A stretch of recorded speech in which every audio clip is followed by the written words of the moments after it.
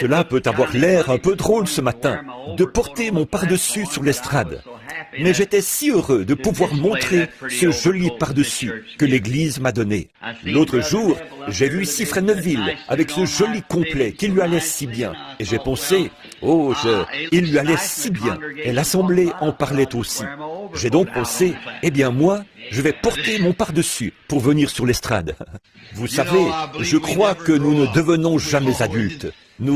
D'ailleurs, je ne veux pas devenir adulte. Qu'en pensez-vous, frère Luther? Non, nous ne voulons pas grandir. Nous voulons toujours rester des enfants.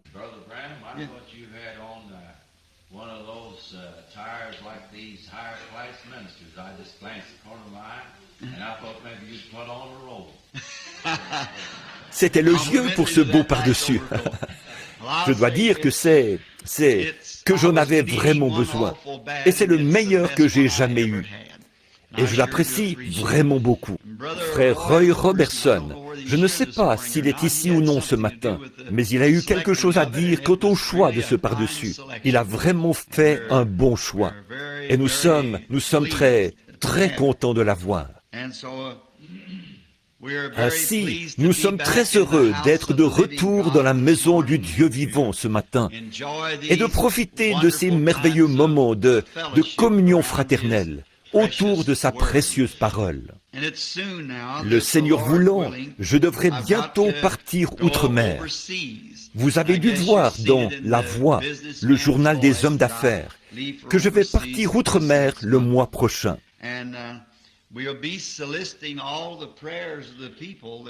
Et nous vous invitons tous à prier pour nous pendant notre absence. On dirait que mes réunions sont meilleures outre-mer, que cela accroche mieux là-bas. En Amérique, je disais à frère Mercier que j'ai écouté, d'abord, il m'a donné un tourne-disque, et puis, sur celui-ci, il y avait des disques de certains de mes sermons. C'est là que j'ai réalisé que si jamais quelqu'un m'écoutait, cela résulterait de la grâce de Dieu à leur égard, car je me suis dit que j'aurais quand même pu faire un peu mieux. Oh, et voici qu'il enregistre aussi ça, un petit... Vous pouvez bien couper cette partie, voyez-vous. Il a tourné son pouce contre le bas. Je pense que cela signifie qu'il va couper cette partie-là. Mais je vous le dis, j'ai été tellement surpris. La prédication la plus médiocre que j'ai jamais entendue de ma vie, c'était bien la mienne. Vraiment, sur ce disque-là. Et cela m'a rendu si nerveux que je n'ai même pas pu manger mon dîner. Je suis tombé malade et j'ai dû quitter la table. Je n'ai pas pu dormir cette nuit-là. Et hier, je suis allé au Kentucky avec frère Wood. En revenant, j'ai dit, « Frère Wood, je ne sais pas comment je m'y prends pour qu'une personne vienne m'entendre parler. C'est si médiocre, et je ne fais que me répéter. Et puis la grammaire qui fait défaut. Et pour ce qui est de la ponctuation, il n'y en a tout simplement pas. Je ne sais pas. » J'ai dit, dans un certain sens, cela m'a encouragé, parce que j'ai vu que Dieu doit être là derrière. Sinon, personne ne viendrait. C'est vrai. Alors que je parlais à frère Collins, je suppose qu'il est quelque part dans le bâtiment. Je lui ai dit, il est venu me trouver, et je lui en parlais. J'ai dit, frère Collins, en vérité, j'ai dit, il y a près de 30 ans que je suis prédicateur. Je devrais certainement savoir ce qu'est un sermon. Et j'ai dit, c'est le plus médiocre que j'ai jamais entendu. Lui-même est prédicateur méthodiste. Et son frère est un homme assez important dans la dénomination méthodiste. Et il a dit, eh bien, je vais vous dire, frère Branham, il se peut que votre ponctuation et que vos phrases ne se terminent pas comme il faut, et ainsi de suite. Mais avez-vous déjà pensé à cet homme qui a prêché le jour de la Pentecôte, qui ne savait même pas signer son nom, et qui s'appelait Pierre? Il a dit, je peux m'imaginer que son discours n'était pas ponctué tout à fait correctement. Mais voyez-vous, ce qui incite un homme à regarder à cela, ce sont ces émissions radiophoniques qu'on entend, où tout est déjà sur papier. Vous voyez, ils peuvent donc mettre cela au net, avec la ponctuation et tout, parce qu'ils le lisent. Et je me suis tenu auprès de Charles Fuller, alors qu'il prêchait derrière une mangeoire à peu près grande comme ça qu'il utilisait comme estrade. Et tout ce qu'il a dit, il ne faisait que le lire. Point 1, point 2, point 3, point 4, et ainsi de suite, jusqu'à ce qu'il ait tout dit. Et cela était chronométré. déjà censuré pour la radio et tout. Pour ce qui est de Billy Graham, j'ai aussi vu ses prédications. Et tout ce que lui et les autres font, c'est se tenir là et parler. Lisons simplement cela aussi vite que possible. Tout est déjà préparé. Je pense qu'à ce moment-là, vous pouvez avoir une ponctuation correcte. Mais le problème avec moi, c'est que je n'arriverai même pas à le lire. Si c'est moi qui l'écrivais, je suis sûr que je ne pourrais pas le relire. Ainsi, c'est sa grâce étonnante, n'est-ce pas, en voyant ce qu'il peut faire pour nous. Mais je suis reconnaissant de pouvoir commencer maintenant, de terminer une année et en recommencer une nouvelle. J'ai écouté une ligne de prière et je n'étais pas non plus satisfait de la ligne de prière en écoutant cela. C'est la première fois que je m'écoutais apporter un message et assurément, j'ai été surpris. La ligne de prière ne va pas comme il faut. Et je pense qu'il viendra un temps où il faudra que les gens sachent tout en ce qui les concerne avant qu'ils croient. Dès le premier de l'an, je veux donc changer cela. Je commencerai simplement la ligne de prière. Et lorsque le Seigneur me parlera au sujet de quelqu'un, me disant que telle personne est en dehors de la ligne ou que quelque chose ne va pas, c'est sur ces personnes-là que je m'arrêterai.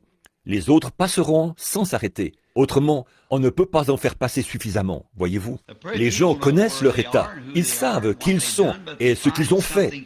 Mais s'il y a quelque chose en eux qui n'est pas tout à fait en accord avec Dieu, alors ce sera le moment de s'arrêter sur cette personne, voyez-vous, et de se dire, voici la personne en question. Ainsi, je crois qu'il y aura des modifications qui se feront, frère Léo, comme j'ai entendu cela. Et j'espère que Dieu nous viendra en aide dans l'année à venir. Je crois que ce soir, il y aura service ici au tabernacle. Et je dois être là-bas, sur la route 62, avec le frère Raddle, ce soir. J'ai cru comprendre qu'il y aura un service de longue veille ici. Frère Raddle m'avait invité à participer à son service de veille. Mais j'ai pensé que peut-être je reviendrais au tabernacle pour ce soir-là, étant donné que j'essaie toujours d'être au tabernacle la veille du Nouvel An. Je voulais donc revenir pour être ici avec les frères.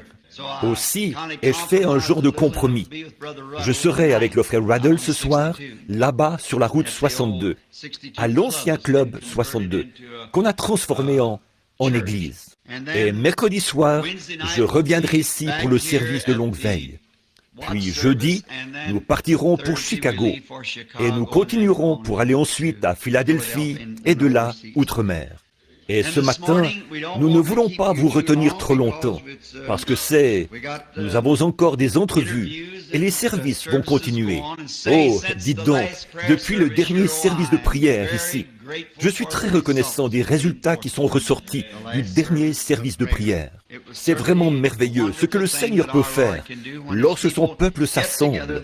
Ceux qui s'ils invoquent le nom du Seigneur, s'ils se rassemblent, je crois que c'est ainsi qu'il est écrit, et prient, alors Dieu les exaucera des cieux. Inclinons donc nos têtes un instant, tandis que nous nous tournons vers lui, afin qu'il nous donne l'inspiration nécessaire pour ce message. Seigneur, de génération en génération, tu as été notre refuge et notre force. Nos ancêtres, avons-nous, se confiaient en toi, et ils n'étaient point confus. Ils ont cru en ton saint nom, et ils parurent comme des lumières brillantes. Et nous considérons leur vie, parce que, comme le poète l'a dit, elles laissent des empreintes sur les sables du temps. Nos départs laissent derrière nous des empreintes de pas sur les sables du temps. Alors nous voyons que ceux qui se sont confiés en toi, à coup sûr, s'en sont bien sortis. Quoiqu'ils aient traversé bien des eaux profondes et de grandes épreuves et des persécutions, malgré tout, tu finissais toujours par les en faire sortir plus que vainqueurs, parce que c'est ce que ta parole promise a dit que tu ferais. Et notre prière aujourd'hui, c'est que tu veuilles bien bénir cette petite église, bénir son pasteur, notre brave frère Neville, ainsi que sa famille. Nous te demandons d'être avec lui au cours de cette nouvelle année, de l'oindre d'une façon plus grande encore, et de le bénir à tous égards. Accorde une pleine santé à sa famille, aux tout petits qui grandissent. Garde Fresneville robuste et en bonne santé. Bénis également cette Église et chacun de ses membres. Le conseil d'administration, combien nous les aimons. Ce sont vraiment de vaillants hommes de Dieu.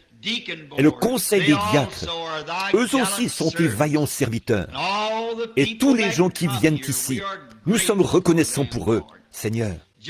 Cela réchauffe le cœur de voir que ce petit étang et ce petit carré de mauvaises herbes qui se trouvaient là, au coin de la rue, il y a bien des années, ont été transformés en un phare pour le royaume de Dieu. Et je prie, ô Dieu, qu'il reste debout jusqu'à ce que Jésus revienne. Puissent beaucoup de nobles âmes qui se sont trouvées ici, Seigneur, apparaître en ce jour-là, lavés dans le sang de l'agneau. Accorde-le. Et Seigneur, comme nous ouvrons ta parole bénie ce matin, et que nous en tournons les pages pour y lire un texte, nous savons que toi seul peux en donner le contexte. Nous te prions donc, ô Dieu, d'oindre ta parole. Puisse-t-elle aller directement dans le cœur des gens et leur faire du bien. Fais que les incroyants deviennent des croyants. Fortifie les chrétiens et guéris les malades. Donne du courage aux découragés et reçois-en la gloire. Afin que cela puisse s'accomplir, Seigneur, circoncis les lèvres qui parleront et les oreilles qui écouteront, car nous le demandons au nom de Jésus. Amen. Announcing a little text that fell on my heart since last Sunday. Voici un petit sujet que j'ai à cœur depuis dimanche dernier. Je parlais des mages venus pour voir Jésus et de l'étoile qu'ils ont suivie depuis l'Orient. En étudiant cela, je suis tombé sur un passage de l'Écriture et, comme je n'ai pas pu être ici la veille de Noël à cause d'un service dans une prison, j'ai pensé parler aujourd'hui du sujet suivant. Pourquoi la petite Bethléem? Et je désire lire dans le livre du prophète Michée, l'un des petits prophètes, le verset 2 du chapitre 5. Nous y lisons ceci. But thou, Bethlehem Ephraim, though thou be little among the thousands of Judah, but yet out of thee Et shall toi, come Bethléem Ephrata, forth unto petite me entre les milliers de Juda, that he, mais de toi sortira pour moi the ruler, celui is a qui ruler dominera, in Israel, whose celui qui going dominera forth sur has Israël, been from et dont l'origine old, from remonte aux temps anciens, everlasting. aux jours de l'éternité. I had a spot on the scripture there, so I couldn't make Il out y avait what the une word tache was. sur le verset. Voilà pourquoi je n'arrivais pas à déchiffrer ce mot. Of all of the places that is in Palestine, and there is so many great cities and its localities, cities that are seemingly much more known in the lore De tous les of endroits history. qu'il y a en Palestine, alors qu'il y a tant de grandes villes tout autour, des villes bien mieux connues, semble-t-il, d'après l'histoire, mieux fortifiées et plus importantes. Pourquoi Dieu choisirait-il la petite Bethléem pour y faire naître son fils? There is many that are greater, and for instance, the historical lore Beaucoup sont plus importantes. Par exemple, le lieu historique de Jérusalem, la fière Jérusalem, la grande capitale, l'une des plus grandes villes de Palestine. Nous nous demandons alors pourquoi Dieu choisirait la toute petite ville de Bethléem comme lieu de naissance pour son fils. Mais comme les Écritures l'ont déclaré, ce que Dieu a résolu s'accomplira. Et si Dieu n'avait pas déterminé d'avance qu'il en serait ainsi, jamais il n'en aurait été ainsi.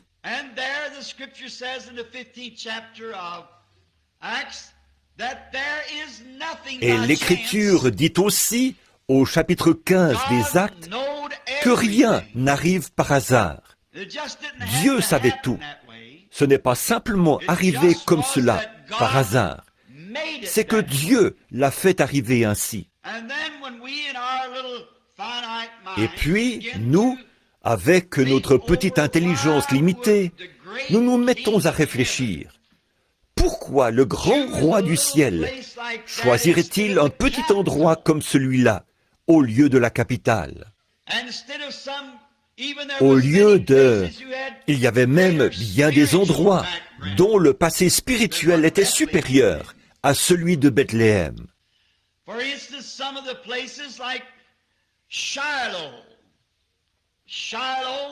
Certains endroits comme, par exemple, Silo.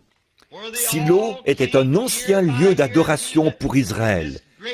Chaque année, tous venaient à cet endroit important où se trouvait l'arche de l'Éternel. On pourrait donc se demander pourquoi il ne pourrait pas naître à Silo. Il y avait encore Gilgal, un autre endroit spirituel, un important lieu d'adoration. Alors, pourquoi Dieu ne l'a-t-il pas laissé naître à Gilgal?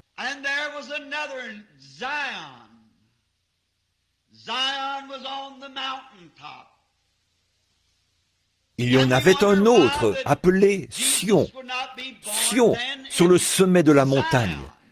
Et alors nous nous demandons pourquoi Jésus n'est pas né dans Sion, qui avait été reconnu historiquement comme un lieu où Dieu, d'âge en âge, avait béni son peuple.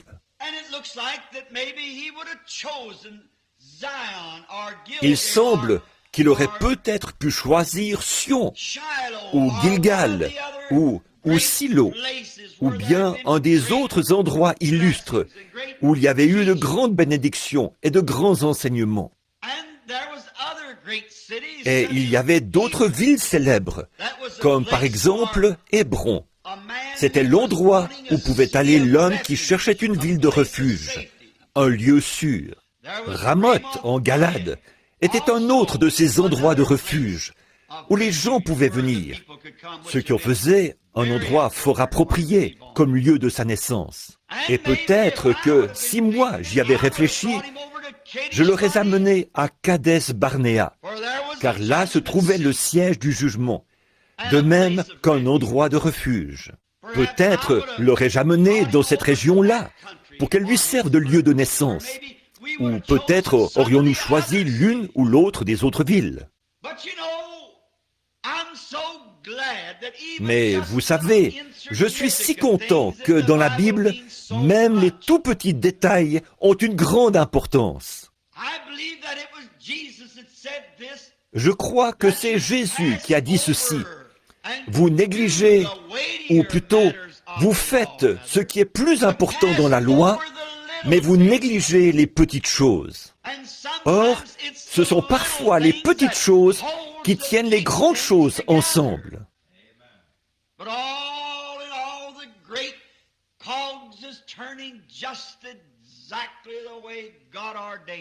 Mais, tout considéré, les grands rouages s'engrainent exactement comme Dieu l'a voulu. Jamais un seul ne fera défaut. Dieu a prédestiné toutes choses et tout doit se placer exactement comme prévu. Alors, quand notre foi en arrive là et que nous nous mettons à penser, qui donc est derrière tout cela? Quel est le ressort principal qui fait tourner cette grande économie de Dieu? Nous découvrons que c'est le Saint-Esprit. Il n'a pas été remis entre les mains de l'homme de faire les choses, mais entre les mains du Saint-Esprit. Il est le ressort principal. Et s'il peut réunir les autres instruments, tout fonctionnera parfaitement et indiquera l'heure exacte de Dieu. Nous voyons cela, et cela nous porte à réfléchir lorsque nous considérons ces grandes choses et comment nous voudrions qu'elles soient.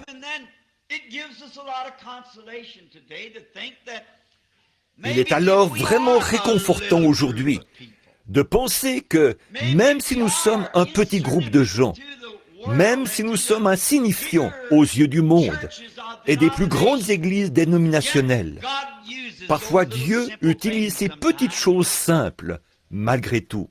Car il est aussi écrit dans les Écritures, « Ne crains point, petit troupeau, car votre Père a trouvé bon de vous donner le royaume. » Quel réconfort pour moi de savoir qu'aussi sûr que Jésus devait naître dans la petite Bethléem, de même ce petit troupeau sera celui à qui le Père donnera le royaume, parce que c'est écrit.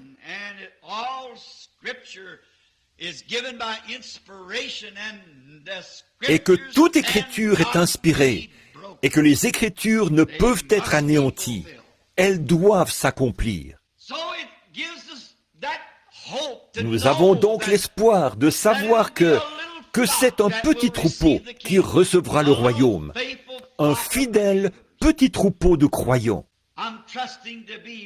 J'espère être l'un de ces troupeaux, ou être dans ce petit troupeau, devrais-je dire. Et puis, nous connaissons l'histoire. La plupart d'entre nous sommes au courant du récit décrivant l'entrée d'Israël en Palestine par une promesse de Dieu.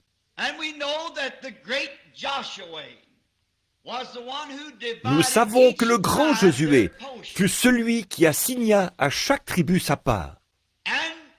Et alors, certainement que si nous avions le temps de rester sur ce sujet d'ici à 6 heures ce soir, et d'examiner ces choses dans l'ordre pour en faire ressortir toute la signification. Mais cela ne nous est pas possible, car nous n'avons que 30 ou 40 minutes. Nous ne pourrons donc toucher que les points principaux, espérant que le Saint-Esprit placera, pour vous qui lisez la Bible, le reste dans votre cœur au fur et à mesure que nous avançons. Saviez-vous que ces portions, telles que Josué les a assignées, là en Palestine, ont été données par inspiration? Et les mères israélites de ces patriarches, lorsque le bébé était en train de sortir, qu'elles étaient là dans les douleurs, en train d'accoucher de leur enfant, elles ont prononcé l'endroit précis où ces patriarches s'établiraient et se trouveraient dans les derniers jours. Vous parlez d'inspiration. Cette Bible est inspirée. Peu importe combien petit, chaque petit passage de l'Écriture a une place tellement importante dans la grande image.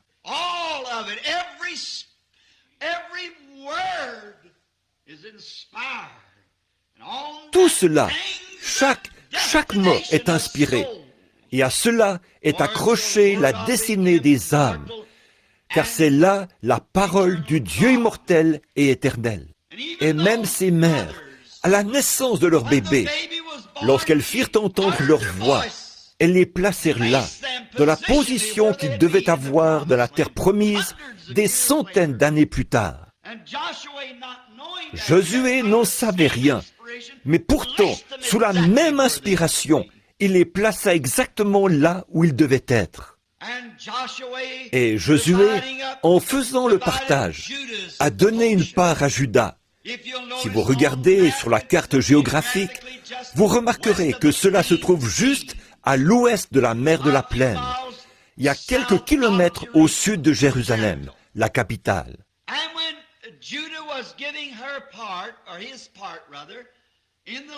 Et lorsque Juda a reçu sa part dans le pays, nous pourrions l'appeler sa province. C'est étrange, mais cette petite ville ne fut même pas mentionnée, Bethléem. Pourtant, elle se trouvait là, parce que Abraham, ou je crois que c'est Rebecca, qui fut ensevelie à cet endroit-là.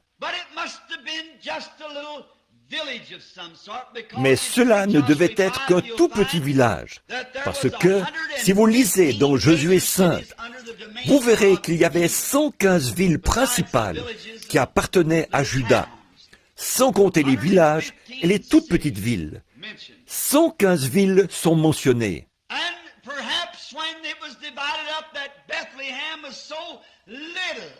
Peut-être qu'au moment du partage, Bethléem était tellement petite, avec peut-être une ou deux petites maisons, qu'elle ne fut même pas mentionnée dans l'héritage.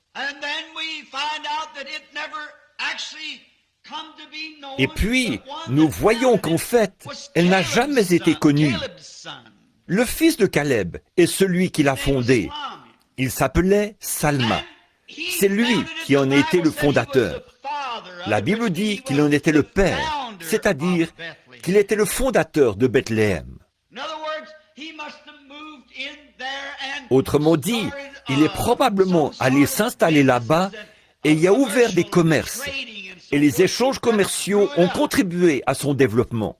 Nous découvrirons la véritable raison pour laquelle, plus tard, le pays tout entier fut jaloux de ce petit coin de pays, qui s'étendait vers le nord et vers l'est, et qui descendait un peu en pente vers le sud, formant une sorte d'éperon.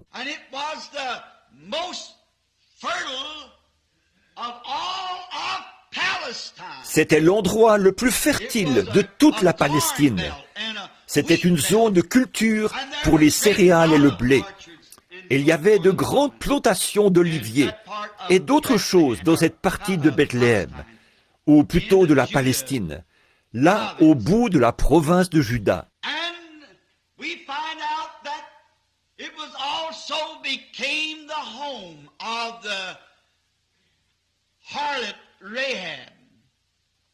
Nous découvrons que la prostituée Rahab est également allée s'installer là-bas.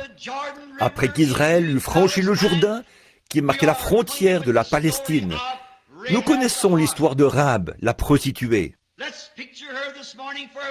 Représentons-nous-la quelques instants ce matin comme une jeune femme, une belle jeune femme, qui, à cause d'un malheur survenu dans sa vie, avait été contrainte, étant elle-même païenne, avait été contrainte de mener la vie qu'elle avait.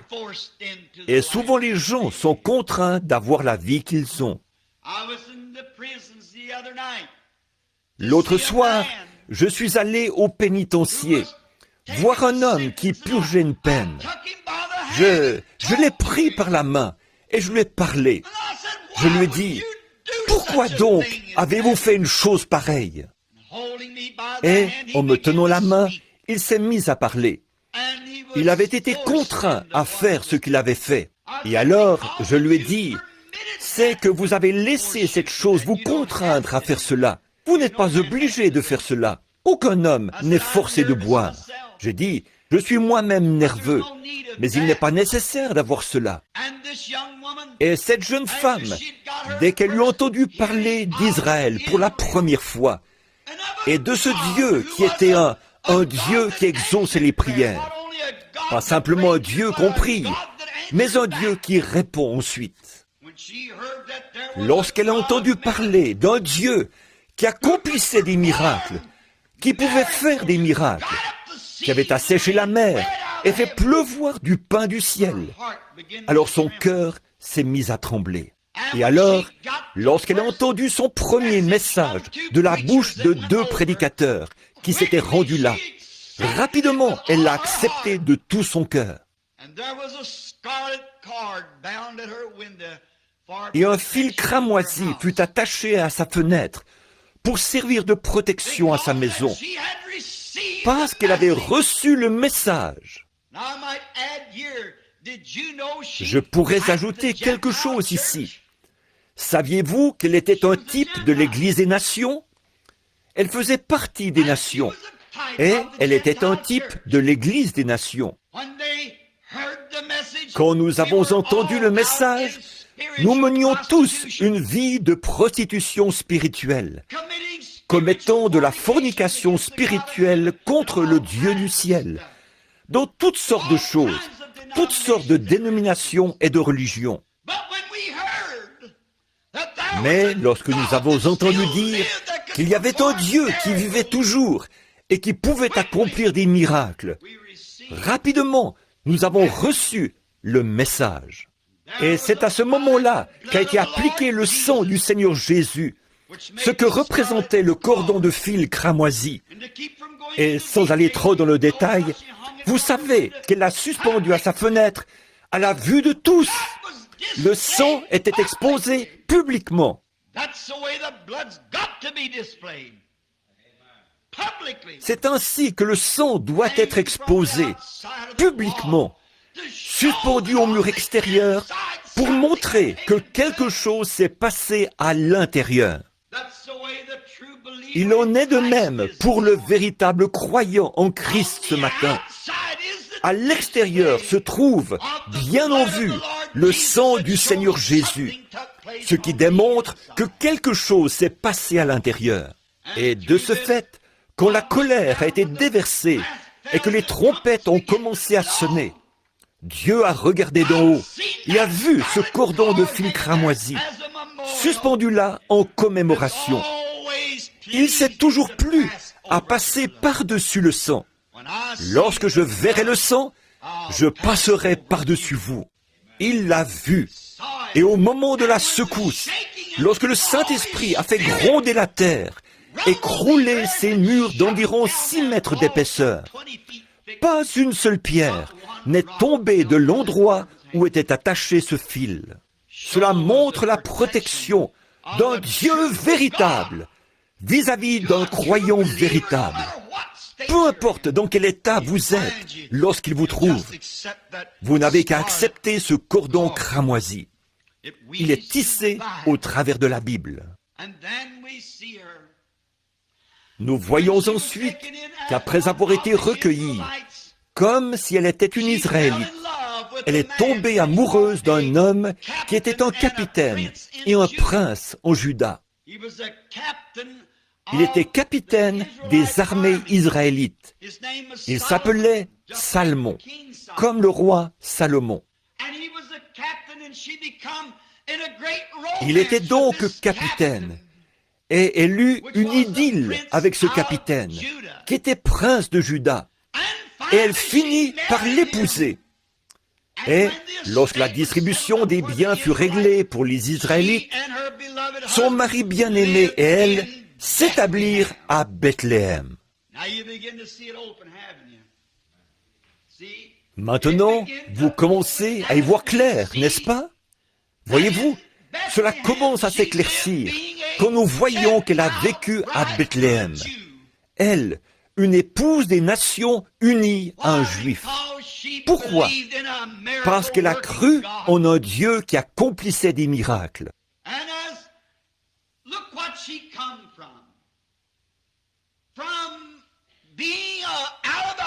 Regardez d'où elle est sortie, d'une maison malfamée, d'une maison de prostitution. Par sa conversion et par sa foi immuable en Dieu, elle est passée d'une maison de prostituée à une belle maison à Bethléem. Quelle différence! C'est ce qui se passe pour chacun d'entre nous. D'une maison d'incrédulité, de frustration, d'actes immoraux et tout, à une place, une position en Christ qui est des plus belles. Du ridicule au sublime. Voilà la différence que cela fait grâce à notre conversion. Et avez-vous remarqué qu'elle a épousé un prince de la maison de Juda, un capitaine? Ce capitaine représentait Christ, qui s'est choisi une épouse parmi les nations, passant de la place la plus basse à la principale et à la meilleure du pays. Nous démontrerons un peu plus loin au cours de notre message qu'il en a été ainsi et qu'il ne pouvait pas en être autrement. C'était là un type de l'Église des nations. Et nous voyons qu'ils ont eu une jolie maison à Bethléem, étant donné que Salmon l'avait fondée et qu'elle allait devenir un endroit important avec ses bonnes terres fertiles.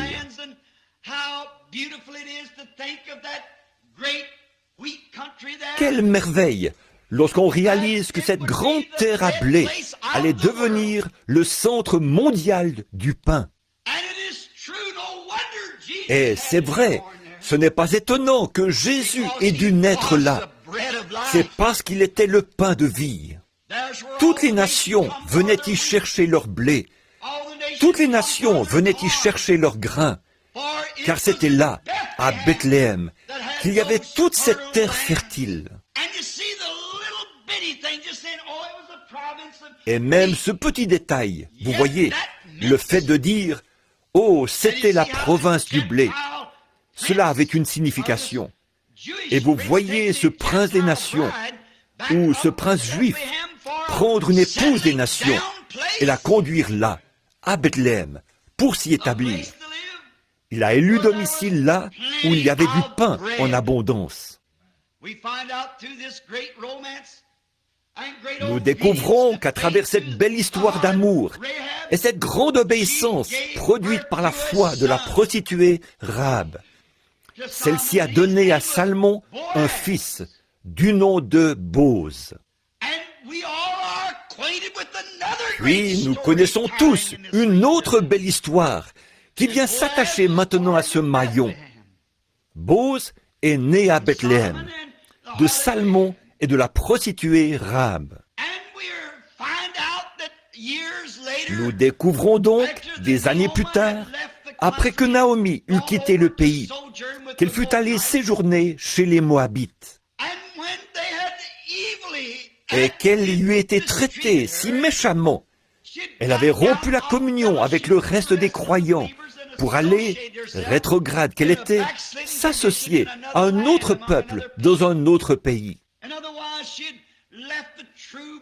Autrement dit, elle avait quitté l'Église des vrais croyants pour aller pendant quelque temps dans le monde, pour se joindre à une Église mondaine qui croit que tout est permis. C'est là qu'elle a perdu son mari. Et il n'est pas nécessaire qu'il s'agisse chaque fois d'une mort physique. Vous pourriez le perdre par une mort spirituelle, ou perdre votre épouse ainsi. Vous feriez mieux de rester sur un bon terrain. Vous feriez mieux de rester là où vous savez que vous êtes couvert par le sang. Peu importe l'apparence des autres, leur grandeur, les belles flèches qu'ils ont sur leurs églises, ou le timbre de ces grandes cloches. Vous feriez mieux de rester là où le sang couvre les péchés des gens. Sans quoi, vous pourriez vous perdre l'un l'autre.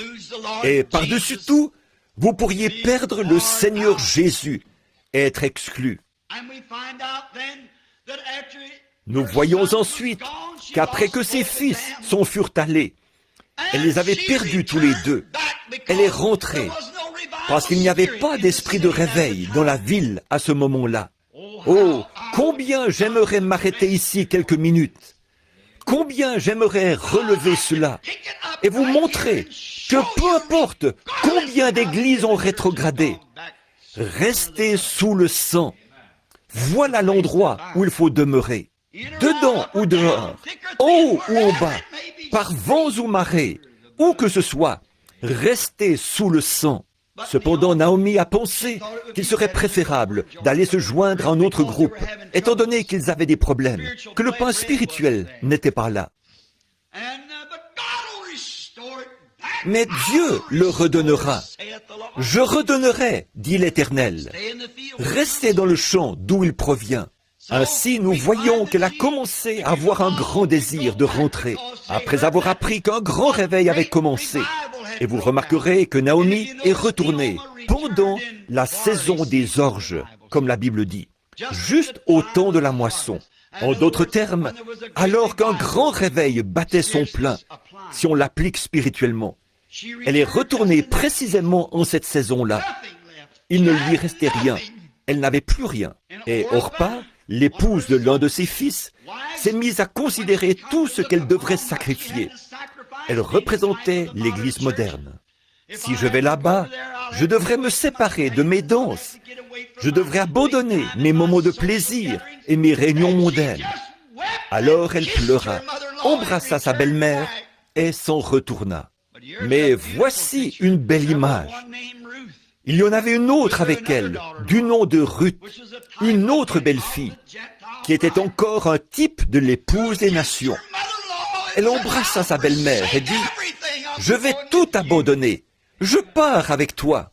Let your people be my people. Que ton peuple soit mon Let peuple. your God be Que ton my Dieu God. soit mon Dieu. Où tu mourras, je mourrai. Où tu seras enseveli, je serai enseveli. C'est cela. C'est ce que Dieu veut. Non pas aller jusqu'à la frontière, faire la moitié du chemin. Il doit s'agir d'un abandon absolu et total au royaume de Dieu. Elle l'embrassa. Et Naomi, pour la décourager, lui dit, « Tu ferais mieux de retourner vers ton peuple. Je suis âgée et il n'y a plus de fils en moi. » La loi déclarait qu'elle devait attendre un fils. Elle dit, « Mais il n'y en a plus en moi. Et même si j'avais un mari et que j'ai ensuite un fils, tu serais alors trop âgé pour l'épouser. Donc retourne vers ton peuple. » Mais Ruth dit, « Je ne retournerai pas. » Une foi enracinée, fondée, une foi parfaite était entrée dans le cœur de Ruth. Elle dit, « Je vais avec toi. » Et elle s'attacha à elle. Elle se cramponna à elle. « Je serai là où toi tu seras. » J'aime cela. Nous connaissons la suite de l'histoire. Nous savons que ce grand Bose, qui était le maître de la moisson, s'occupait de la moisson à ce moment-là, et qu'il était un parent de Naomi. Et lorsqu'elle trouvait Ruth, là, dans la petite mission, en train de glaner, chaque petit brin de paille qu'elle pouvait trouver et qui avait encore des grains, elle le gardait, car pour elle, c'était la vie. Bose, étant le maître de la moisson, ordonna à ses moissonneurs d'en laisser tomber une poignée pour elle de temps en temps, ce qu'elle ramassa avec joie. Ce jour-là, elle bâtit ce qu'elle avait glané et on récupéra un grand tablier tout plein. Et lorsque Bose sortit, lui le maître de la moisson, et qu'il regarda Ruth et vit sa fidélité, il tomba amoureux d'elle. Observez Bose, qui représentait Christ. Où se trouvait-il? À Bethléem. Où Ruth était-elle arrivée? À Bethléem. Où glanait-elle? À Bethléem.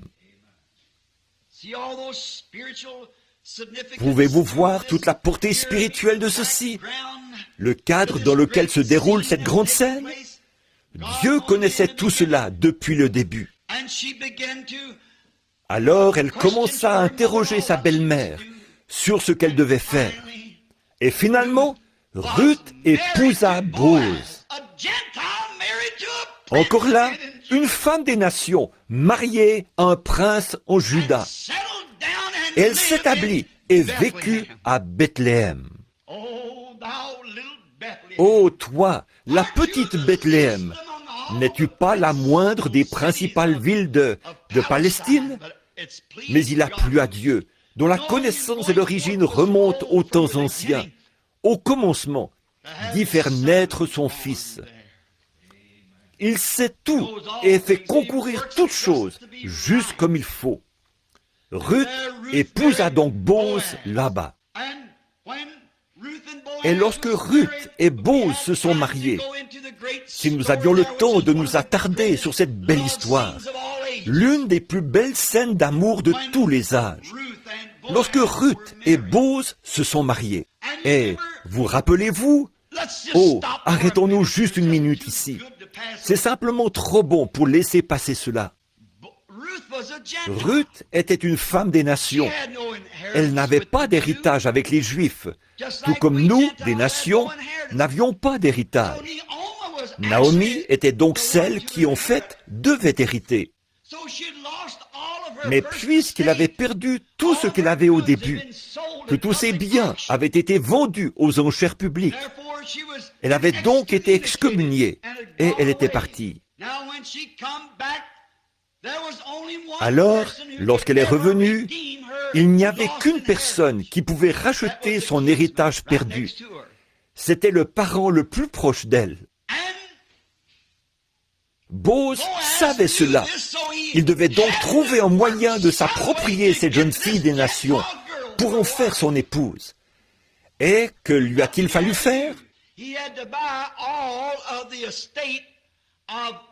Il lui a fallu acheter tous les biens de Naomi afin d'obtenir Ruth, car celle-ci faisait partie des biens de Naomi. Et le seul homme qui pouvait racheter, c'était quelqu'un de la famille, un proche parent. C'était là la loi de la rédemption. Et le seul moyen pour Christ de racheter la possession d'Israël rétrograde, c'était d'en devenir un parent. Et la seule façon pour Dieu de racheter la race humaine, c'était que Dieu lui-même devienne chair. Et Jésus était Dieu qui s'est fait parent de la race humaine. Il était Emmanuel. Il est devenu parent. Il a pris sur lui, non pas la forme d'un ange, mais la forme d'un serviteur, qui a lavé les pieds et vécu. Et les renards avaient des tanières, les oiseaux du ciel avaient des nids, mais lui n'avait même pas un endroit où reposer sa tête. Il a mangé, il a bu, il a pleuré, il a ri, tout comme les autres hommes. Et il était Dieu, non pas un prophète, il était Dieu.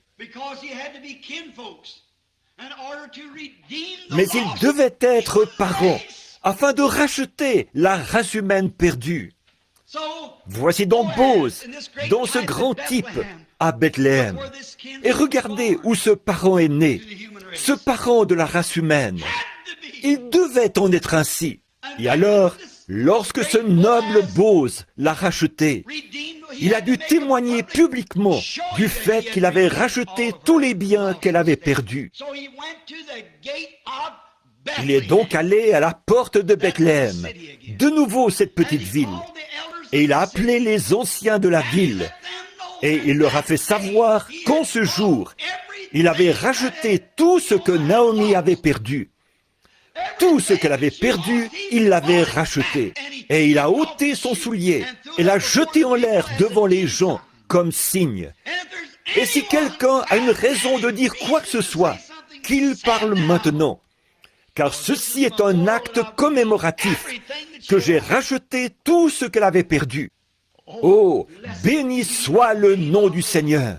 Et lorsque notre parent est venu, Jésus de Nazareth, né à Bethléem, il s'est tenu au sommet du mont Golgotha, et il l'a élevé entre ciel et terre, pour servir de symbole commémoratif, montrant qu'il avait racheté tout ce que la race humaine avait perdu dans la chute.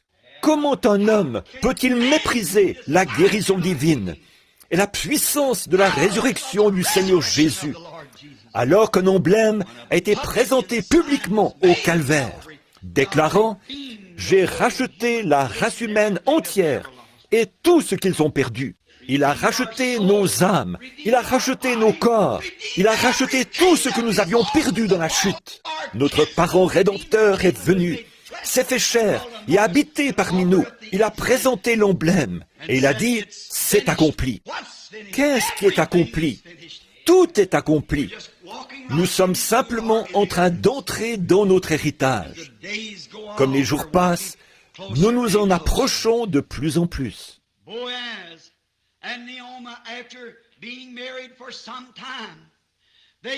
Bose et Naomi, ils étaient mariés depuis un bout de temps, quand leur est né un fils qui a encore ajouté à la lignée, Obed, et lui aussi a engendré son fils, lequel s'appelait Isaïe. Et Isaïe a eu 8 fils.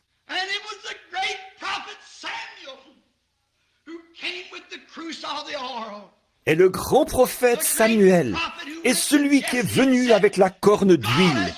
Ce grand prophète est allé vers Isaïe et a dit « Dieu a choisi l'un de tes fils pour diriger et servir mon peuple. » Et c'était là derrière, dans les champs, dans un petit enclos où se tiennent les bergers, que l'on fit chercher un petit garçon au teint coloré, maigre d'apparence, David, le plus jeune. Et Samuel a versé sur lui l'huile d'onction, en présence de tous ses frères et de tous ceux qui étaient là, prouvant que Dieu l'avait oint pour roi. Et où était-ce? À Bethléem. Gloire à Dieu dans les lieux très hauts. Ce n'est pas étonnant. À Bethléem, c'est là qu'il était oint pour roi. C'est à Bethléem qu'est né David. Et son plus grand fils, Jésus, devait aussi naître à Bethléem, parce qu'il y avait un lien si étroit entre les deux, son père et son fils. Ce grand-fils n'était pas seulement le fils, mais il était aussi le rejeton et la postérité de David. Il était même avant David et il serait après David. Il était d'éternité en éternité. Mais selon la chair et conformément à toutes les choses qui devaient s'accomplir, il était le fils de David. Il devait naître des années plus tard dans cette même Bethléem, cette petite ville abandonnée. Mais pendant tout ce temps, l'avez-vous remarqué? Il y avait là un grand mystère puissant à l'œuvre que personne ne semblait comprendre. Il en est de même dans la Bethléem de Dieu aujourd'hui. Il y a un signe mystère qui est à l'œuvre et que personne ne semble comprendre. Cela passe au-dessus de la tête des gens. Ils n'ont pas l'air de saisir. Peu importe ce qui est fait ou ce qui est dit. Et la partie mystérieuse de ce qui est fait, les gens regardent et disent « Oh, je pense que c'est en règle ». Et ils poursuivent leur chemin. Mais ils ne comprennent pas. Ils ne peuvent pas le saisir. Ils ne peuvent pas le comprendre. Et c'est ce que Dieu faisait à Bethléem, en Judée. Il était à l'œuvre. Toutes ces petites choses avançant pour aboutir à une grande tête. David, oh, quand, petit garçon encore, il a été oint pour roi. Il avait le teint coloré, mais il devait y avoir en lui quelque chose d'authentique qui a plu à Dieu. Il était tout petit, c'était le plus petit de la famille. Les autres garçons étaient de grands hommes, bien costauds, qui auraient fait bonne impression, vêtus d'une robe et portant une couronne sur la tête. Mais Dieu a montré quelle est la chose à laquelle il regarde. Non pas l'apparence extérieure, mais ce qui se trouve à l'intérieur de l'homme. Il a regardé à son cœur. Il savait ce qu'il y avait dans le cœur de David. Peu importe ce qu'il aurait l'air avec une couronne sur la tête. Il savait qu'il avait trouvé en lui un homme qui serait selon son cœur. C'est là ce que David serait, un homme selon son cœur. C'est pour cela qu'il a versé sur lui l'huile d'onction, ou fait verser sur David l'huile d'onction. Le nom David signifie bien-aimé. Comme ce fut bien représenté en Jésus, le bien-aimé, des années plus tard, ce fils de David qui devait venir pour accomplir toutes choses qui avaient été promises. Cette petite ville de Bethléem est l'endroit où ces choses se sont passées. C'est sur ces mêmes petites collines de Judée où David avait fait paître ses brebis que bien des années plus tard, les anges ont chanté leur premier Noël. Sur les collines de Judée qui dominaient Bethléem.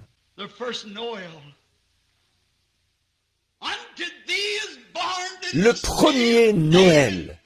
Dans la ville de David, il vous est né Christ le Seigneur. Quand, pour la première fois, des anges sont apparus pour chanter, ils ne sont pas venus à Jérusalem, dans la grande église, pas plus qu'ils ne sont venus à Gilgal. Ils ne sont pas venus à Silo non plus, qui avait été tout ce temps-là le lieu du culte religieux dénominationnel. Mais ils sont venus dans la petite Bethléem, où l'Esprit de Dieu avait agi d'une façon mystérieuse et avait produit quelque chose. C'est là qu'ils sont venus.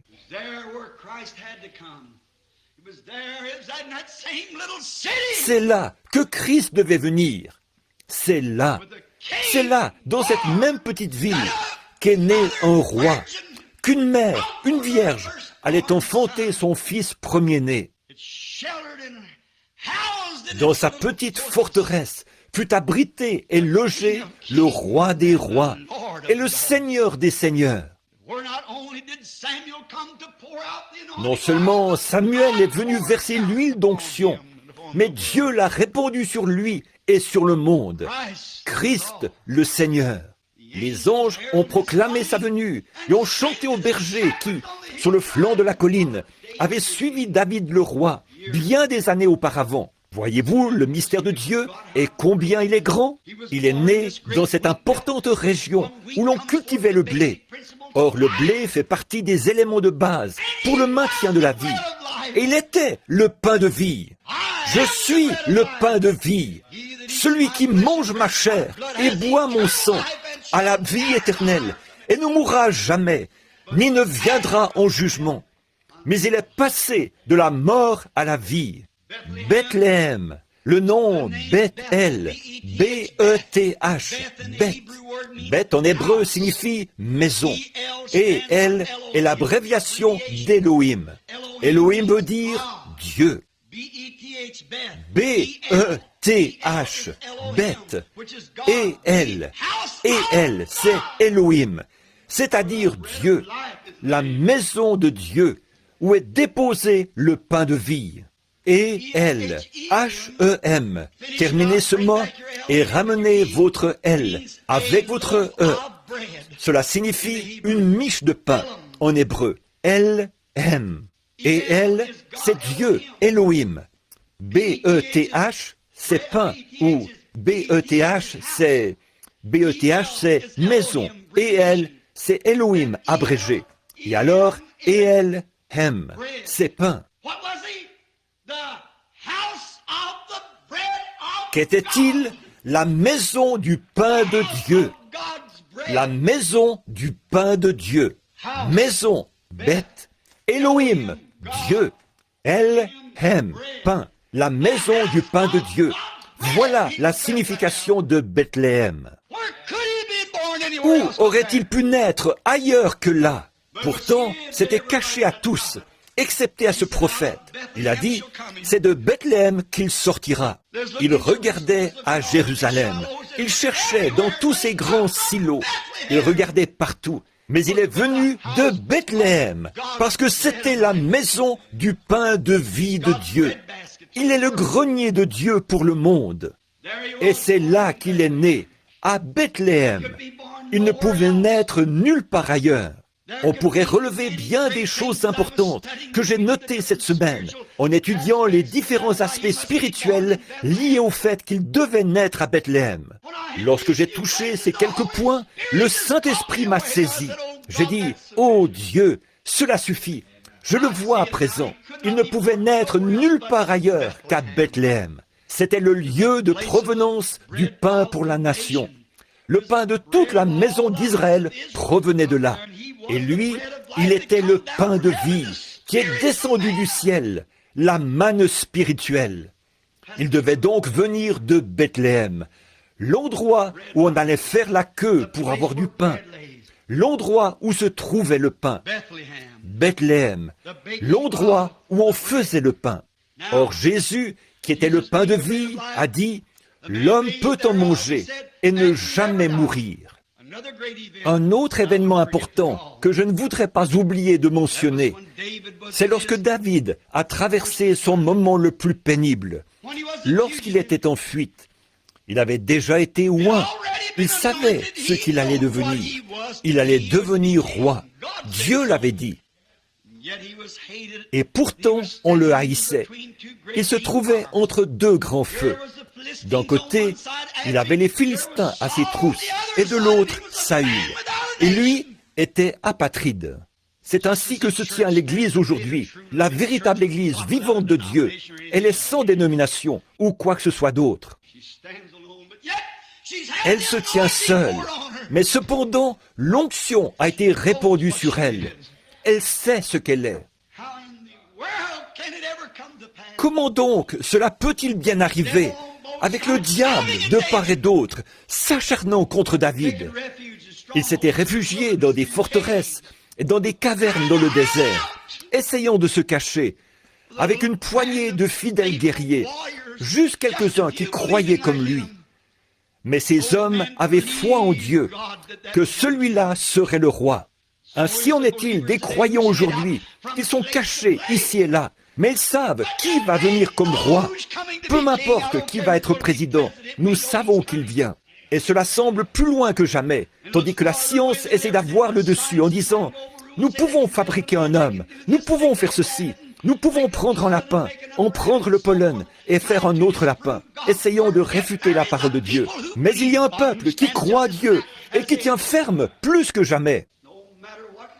Quoi qu'il advienne, ils croient à Dieu. Dieu a raison. Ils tiennent la main immuable de Dieu. Au milieu des combats, au milieu des larmes, au milieu de la maladie, de la mort, au milieu de tout, ils tiennent toujours la main immuable de Dieu. Ils savent qu'il vient bientôt comme roi. Les gens aujourd'hui rient et se moquent d'eux. Ils les traitent d'exaltés. Ils les traitent de tout. Mais ces combattants de Dieu restent fidèlement à leur poste. Vous pouvez bien les appeler un groupe de guérison. Vous pouvez bien les appeler une bande de fanatiques. Ou tout ce que vous voudrez. Ils resteront attachés à ce roi. Ils savent qu'il va accéder au pouvoir, qu'ils prennent son nom en vain, qu'ils se moquent, qu'ils rient, qu'ils appellent les gens qui croient en lui des bannis, le rebut. Cela ne les dérange pas le moins du monde. Ils restent fidèlement à leur poste. Ces combattants qui étaient avec David sont restés là, à ses côtés. Qu'un Philistin, que n'importe qui se présente, il fallait se battre, car on les harcelait de toutes parts. Ce pauvre David, tellement troublé, a pensé, « Mais comment est-ce possible, Seigneur ?» Vous savez, les conducteurs traversent parfois des choses que l'Assemblée ignore totalement. Quand vous pensez à des promesses que Dieu a faites, vous vous demandez pourquoi elles ne s'accomplissent pas. Ils n'en parlent pas à leur congrégation, ils n'en parlent pas aux gens qu'ils côtoient, mais il y a bien des frustrations dans le cœur d'un vrai conducteur. David était assis là, la gorge lui brûlait. C'était au milieu de l'été. Les Philistins tiraient parti de la division entre David et Saül. Saül cherchait David partout. Les Philistins aussi. Et puis les Philistins cherchaient les Israélites. Vous parlez d'un temps de confusion. C'était à peu près comme maintenant. Et David se réfugiait dans tel petit endroit, tel petit abri, ce qu'il pouvait trouver, quelques petits lieux forts. Puis il est monté sur la montagne, en plein cœur de l'été, sous une chaleur suffocante, sa gorge toute desséchée et son cœur rempli de frustration et de crainte. Il se demandait, « Oh Dieu, comment est-ce possible ? Tu as versé cette huile sur moi, non pas parce que je n'avais décidé ainsi, mais parce que toi, tu m'avais choisi. Pourquoi m'as-tu appelé alors que j'étais là-bas en train de garder les brebis, me disant que tu me donnerais ceci pour servir ton peuple, et voici que tu m'as conduit au beau milieu de la bagarre. » De telles pensées traversaient son cœur. Il s'est assis sur la colline, et du haut de la colline, il a regardé. Les Philistins étaient entrés et avaient placé une garnison à Bethléem, le lieu même de sa demeure. Sa petite ville était donc tombée aux mains de l'ennemi. Et avec elle, la maison de son père, la maison d'Isaïe, était en esclavage, sous la coupe des Philistins. Sa propre nation et sa propre Église étaient contre lui. D'une part, il combattait l'ennemi. De l'autre, il combattait les gens de l'Église. Non pas qu'il le voulût, mais il y était forcé. Très souvent, nous sommes forcés de faire certaines choses et de dire des choses que nous ne voulons pas dire. Un vrai conducteur spirituel est contraint de le faire. Il doit prendre position et montrer ses couleurs. Je prendrai le chemin avec le petit nombre des méprisés qui suivent le Seigneur, comme l'a dit le compositeur. Il était donc là, en cette chaude journée, et sans doute il faisait les 100 pas en regardant en direction de cette longue vallée. Cela faisait environ 40 kilomètres, aller-retour pour aller jusque-là. De ce côté-là se trouvait la maison de son père, réduite en esclavage par les Philistins. De l'autre côté se trouvait Saül. Et voilà que celui-ci vient se mettre en plein milieu, parce qu'il avait pris position. Quel moment terrible! Israël était complètement divisé. L'Église était divisée en différentes dénominations, si je peux l'exprimer ainsi. Et voici David, qui se tenait de ce côté-ci, ne sachant que faire. Et cependant, sachant que sur lui reposait l'onction.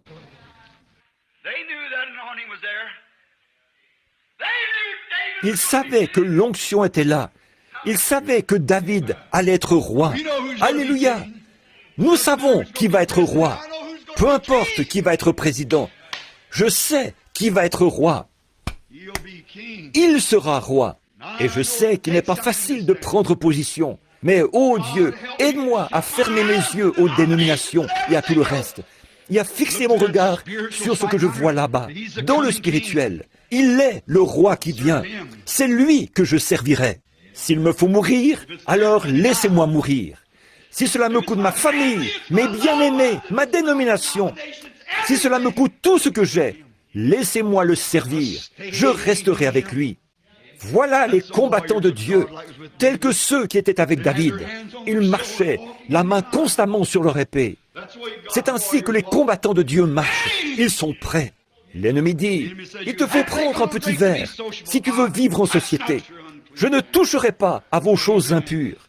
Amen. Voilà l'ennemi et voilà le combattant. Mais ne vas-tu pas renoncer à toutes ces balivernes d'exaltés que tu crois? Je crois Dieu, je resterai fidèle. Voilà les combattants.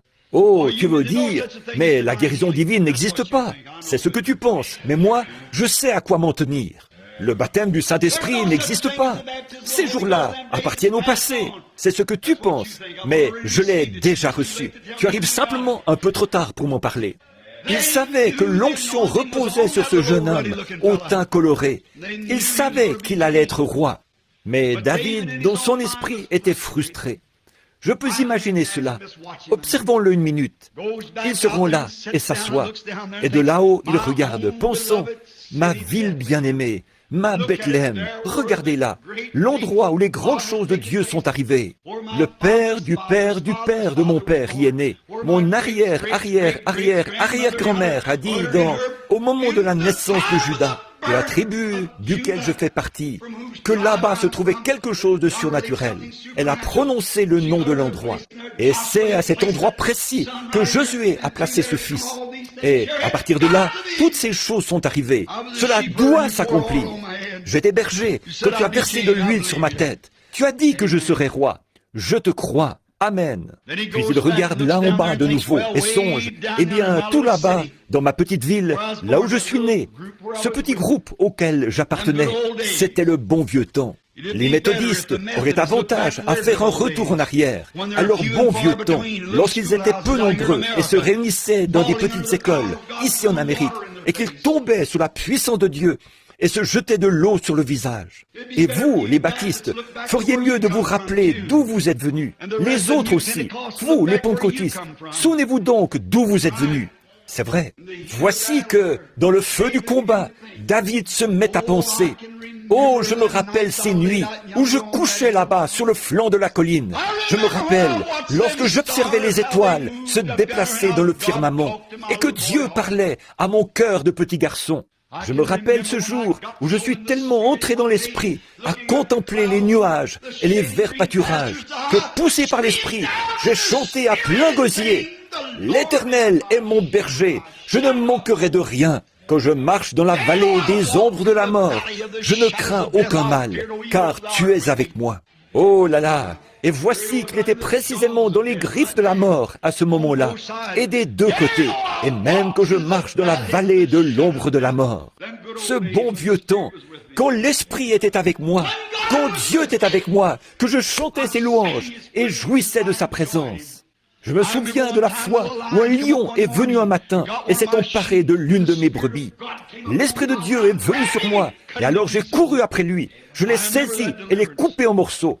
Je me souviens de cette délivrance. Oh, je me rappelle le soir où, juste avant le coucher du soleil, un ours est venu et s'est emparé de l'une des brebis et je l'ai tué. C'est grande délivrance. Je me souviens quand, tout enfant, je chantais ses louanges pendant que je faisais paître mes brebis.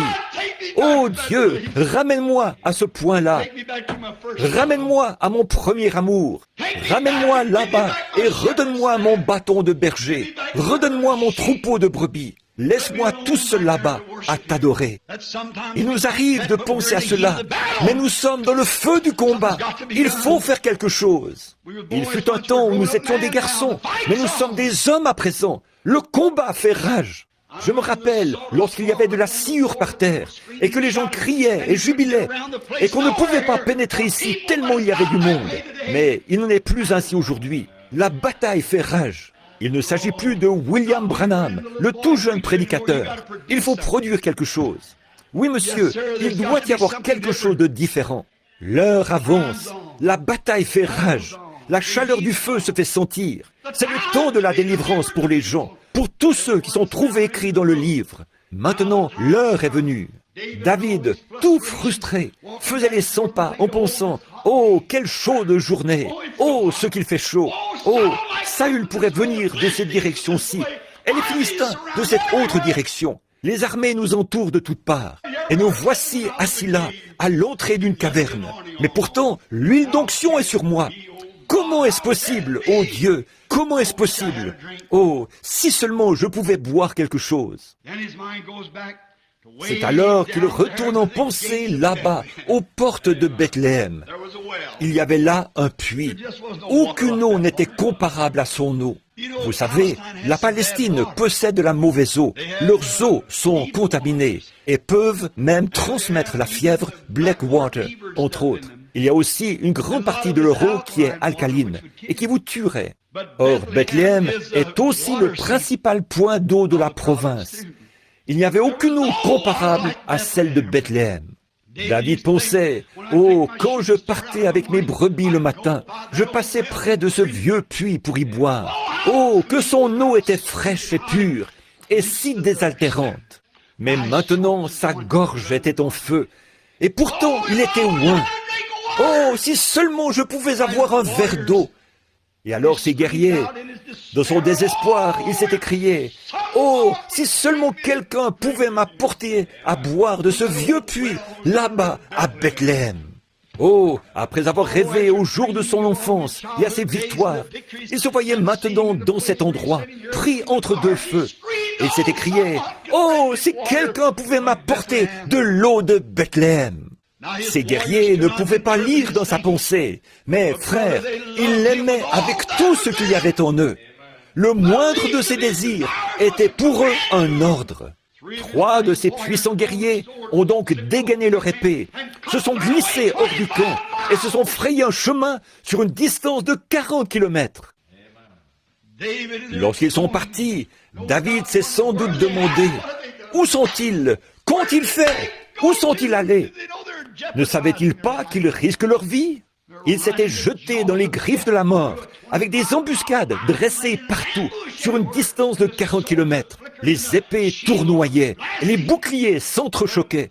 Mais leur homme, leur frère qui, comme ils le croyaient, allait devenir roi, désirait à boire. Oh frère, je me demande si les guerriers aujourd'hui sont prêts à se frayer un chemin à travers le formalisme, les doutes et l'incrédulité pour exaucer les désirs du Seigneur en sa présence. Le moindre de tes désirs, si c'est l'Afrique, si c'est l'Inde, si c'est dans la rue, peu importe où c'est, le moindre de tes désirs, Seigneur, est pour moi un ordre. La mort n'est rien pour moi. La popularité, ce que je suis, ce que je serai, tout ça n'a aucune importance, Seigneur. Ce qui compte, c'est d'accomplir tes désirs. Voilà les guerriers qui se tiennent à ses côtés. Quand on me traiterait d'exalté, quand on porterait atteinte à ma réputation, quand on me jetterait à la rue, que m'importe? Ton désir est pour moi un ordre. Voilà le véritable soldat. Qu'ont-ils fait? Ils ont combattu sans relâche jusqu'à ce qu'ils soient parvenus à ce puits. Ils y ont plongé leur seau et ils sont revenus, combattant encore, croisant le fer à droite et à gauche pour se frayer un passage. Finalement, ils sont arrivés devant David. Et on dit, « Voici mon Seigneur. » Oh là là! Quoi? Un homme qui était tombé en disgrâce, un homme qui était haï de l'Église, un homme qui était haï du roi, un homme qui était haï des Philistins, un homme qui était haï presque de toutes parts, excepté du petit groupe qui le suivait. Eux savaient qu'il était le roi qui allait bientôt venir. Je sais qu'aujourd'hui, nous chantons de beaux chants, nous bâtissons de magnifiques églises, nous avons de beaux cantiques et tout. Nous le louons ainsi. Seulement, Jésus a dit, « Mais votre cœur est éloigné de moi, car vous enseignez des préceptes qui sont des commandements d'hommes. » Que le Saint-Esprit vienne et fasse quelque chose dans l'Église, montrant la présence de Jésus-Christ, et ils vous jetteront dehors. C'est en vain que vous m'honorez. Ils adorent, mais c'est en vain que vous le faites, en enseignant comme doctrine des traditions d'hommes. Mais il y a des combattants qui croient en lui. Il y a des combattants qui se tiennent à ses côtés avec une compréhension spirituelle, comme il y en avait là-bas dans la petite Bethléem. assurément. David a pris ce seau d'eau, l'a regardé, et la Bible dit qu'il l'a répandu par terre. Il a dit, « Seigneur, loin de moi la pensée de boire cela, parce que tes guerriers ont risqué leur vie pour aller là-bas et pour m'apporter cette eau. C'est là le sang des hommes. Je ne peux pas le faire. Et cette eau pure, pour laquelle ils avaient risqué leur vie en franchissant les lignes ennemies et en se rendant là-bas, David l'a répandu par terre comme offrande volontaire au Seigneur. Ce n'était pas un geste mesquin, c'était simplement pour accomplir les Écritures. Parce que, bien que Jésus de Bethléem soit le pain de vie, il est aussi l'eau de la vie, assurément. Qu'a-t-il fait? Il était représenté à la fois en David et en ses guerriers, parce qu'il était le roi, et il était le guerrier qui est venu et s'est frayé un passage à travers les lignes de l'ennemi. Amen. Il a conquis la mort, l'enfer et la tombe. Il a répandu son propre sang, afin que s'accomplisse Jean 3, 16. Car Dieu a tant aimé le monde qu'il a donné son Fils unique, afin que quiconque croit en lui ne périsse point, mais qu'il ait la vie éternelle. Ce n'est pas l'eau qui représentait cela qu'il a donné, mais lui-même était cette eau. Autrement, c'était la mort, pour qu'un peuple qui périssait ait la vie.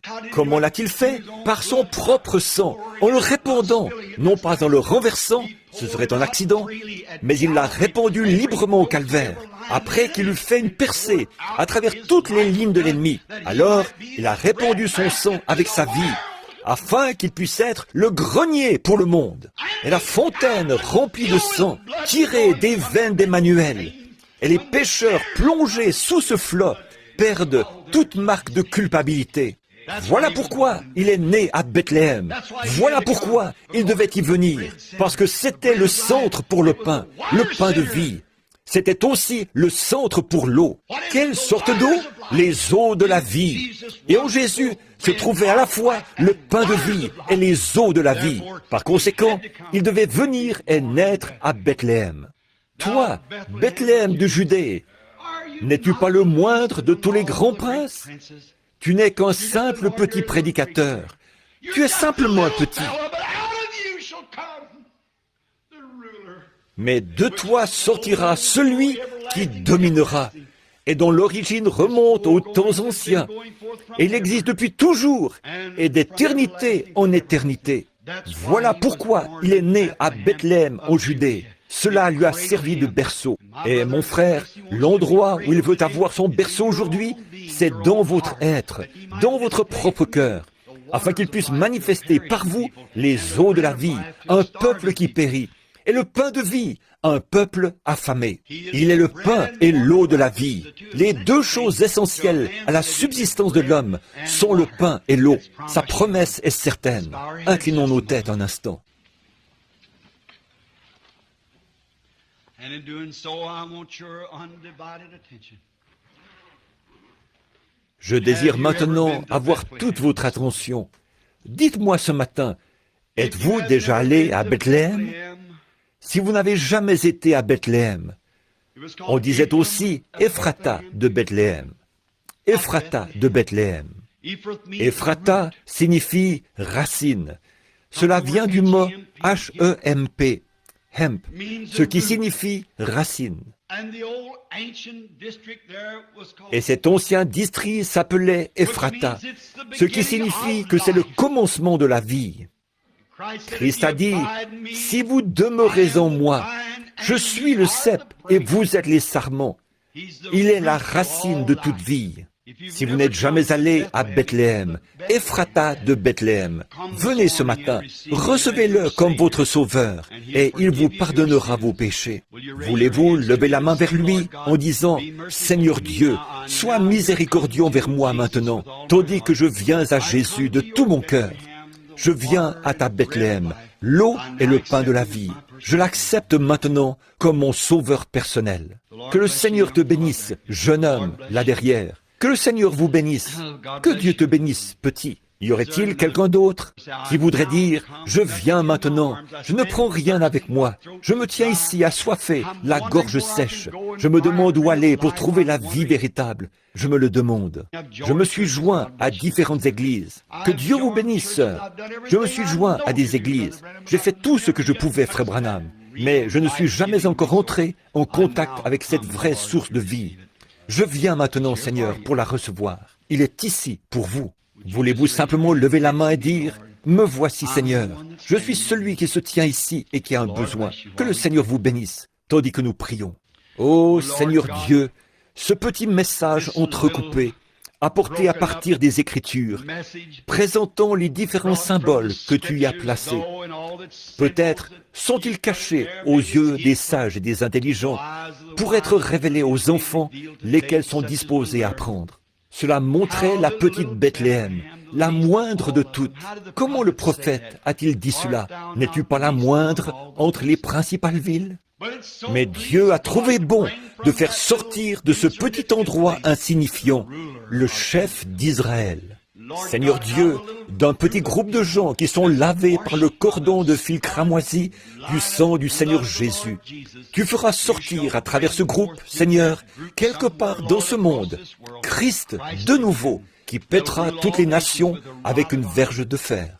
Je te prie, Père divin, d'être miséricordieux envers chacun d'entre nous qui sommes présents maintenant. Et puissions-nous venir à ta Bethléem. Oh, venez tous, fidèles, comme nous l'avons chanté, venez à Bethléem.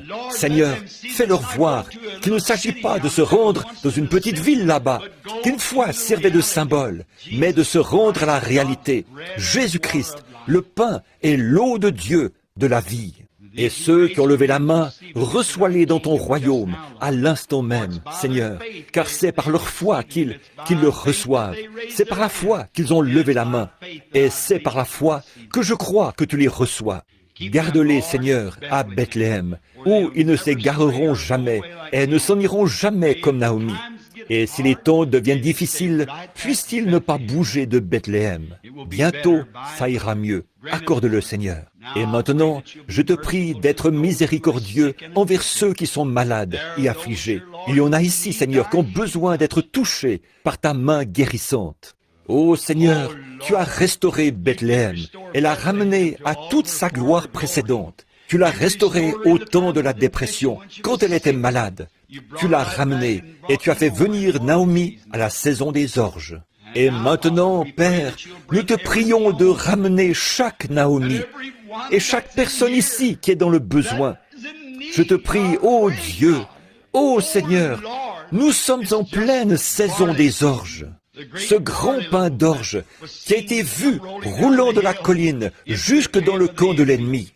Je te prie, ô Dieu, d'amener ce grand pain d'orge dans le bâtiment maintenant et qu'il serve d'expiation pour les maladies des gens, aussi bien que pour le péché, et guéris chaque personne qui se trouve dans la présence divine.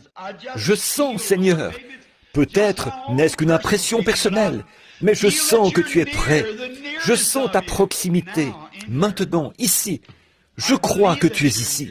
Je ne dis pas ceci à cause des gens. Ô toi qui connais le cœur de l'homme, je prie, Seigneur, qu'il puisse, d'une façon ou d'une autre, saisir la vision ce matin comme ces guerriers.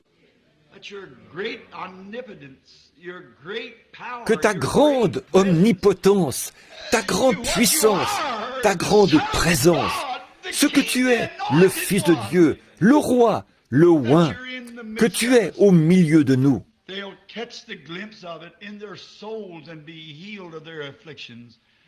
Qu'ils puissent entrevoir cela dans leur âme, être guéris de leurs afflictions. Je prononce cette prière en leur faveur, dans le nom de Jésus-Christ, ton Fils. Amen.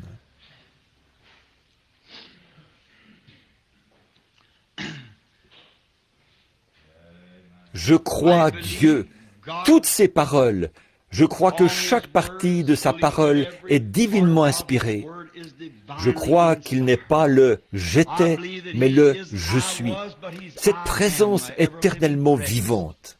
Je crois qu'ici, maintenant, au milieu des gens, vous qui avez levé la main, Trouvez-vous une église, soyez baptisés dans le nom de Jésus-Christ, invoquant Dieu pour que vos péchés soient lavés et croyant que son prochain retour qu'il va apparaître dans sa seconde venue. Je crois aussi que sa présence est ici pour guérir les malades, pour rétablir ceux qui sont nécessiteux. Il n'est pas nécessaire que l'on prie pour vous l'un après l'autre. J'ai prouvé cela aux gens l'autre soir. J'ai voulu leur montrer ce qui était arrivé. Il y avait un certain jeune homme qui est assis là présentement et qui est en train de me regarder, qui était au lit depuis bien des jours. Sa gorge était tellement enflée qu'il ne pouvait même pas manger, ni rien, et sa température était très élevée. Et il avait dit à son père et à sa mère, « Faites venir frère Branham pour qu'il prie pour moi. » Et pour une raison ou pour une autre, il ne voulait pas me déranger parce que j'étais occupé, mais quelque chose m'a conduit à aller chez eux.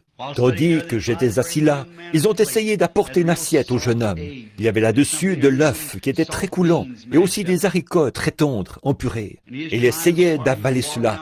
Il essayait avec un doigt de pousser cela à l'intérieur et de l'écraser. Ses gencives étaient tout enflées et laissaient couler du pu. Et il essayait d'écraser cela avec son doigt et de le faire descendre dans son gosier. Il a réussi à prendre une ou deux bouchées et n'a pas pu aller plus loin. Il a repoussé l'assiette. J'étais assis là, je n'ai pas prié, mais il y avait un petit quelque chose. Vous ne pouvez pas dire à tout le monde ce qui se passe. Non. J'ai dit, Seigneur, Seigneur, nous arrivons maintenant à la fin de l'année. Quelque chose de nouveau s'en vient. Permets-moi, Seigneur, est-ce cela? Est-ce cela? Et aussitôt que je me suis mis à dire cela et à dire dans mon cœur, je sais que tu es ici. Le jeune homme a tendu la main et a pris une autre bouchée, puis une autre, puis une autre, puis une autre, et finalement, il a nettoyé toute son assiette. Il a ensuite pris sa voiture et s'en est allé. Oh, il est Dieu. Voyez-vous, sa présence, simplement qu'il soit présent. Cette dernière photo, celle qu'ils ont prise l'autre jour, la plus récente. Lorsque je l'ai vue là-dessus, se tenant là, j'ai regardé et je me suis dit, eh bien, j'ai déjà vu l'ange du Seigneur sur des photos. Je sais que c'était merveilleux. Mais lorsqu'il a pris celle-ci, puis, vers les 3 heures du matin, il m'a réveillé et m'a dit ce que cela signifiait. Il m'a tout expliqué. À propos de l'armure et tout, il m'a montré des choses là-dessus que je n'avais jamais vues. Je suis allé chercher la photo, je l'ai regardée, et là, j'ai vu. Je n'avais pas vu ça auparavant. Oh, quel sentiment cela a suscité en moi. Quel réconfort de savoir qu'il est présent. Il est ici, simplement sa présence. Et la présence du Seigneur était là pour guérir les malades. La présence du Seigneur est ici pour guérir les malades. La présence du Seigneur est ici pour amener les pécheurs à reconnaître leur état. La présence du Seigneur est au milieu de son peuple et il est la Bethléem de Dieu, remplie de pain et d'eau. Comme je suis content, pas vous, que nous ayons un endroit où nous pouvons venir pour y manger et vivre pour toujours. Maintenant, que le Seigneur vous bénisse. As-tu quelque chose à dire, frère? Levons-nous un instant. Ce vieux cantique que nous avons l'habitude de chanter en nous séparant. Prends le nom de Jésus avec toi. Combien aime le Seigneur? Levez la main bien haut. Et maintenant que vous les avez levés, baissez-les et serrez la main de quelqu'un près de vous en disant « Que Dieu vous bénisse, pèlerin. Que Dieu vous bénisse. » Très bien, très bien. C'est simplement afin que vous puissiez faire connaissance les uns avec les autres. Très bien. Maintenant, regardons vers le ciel et chantons ce cantique. Prends le nom de Jésus avec toi. Enfant de tristesse et de malheur. Cela te donnera la joie et le réconfort. Prends-le partout où tu vas. Précieux nom, précieux nom. Oh, combien il est doux. Espoir de la terre et joie du ciel. Précieux nom, précieux nom. Oh, combien il est doux. Espoir de la terre et joie du ciel. Maintenant, souvenez-vous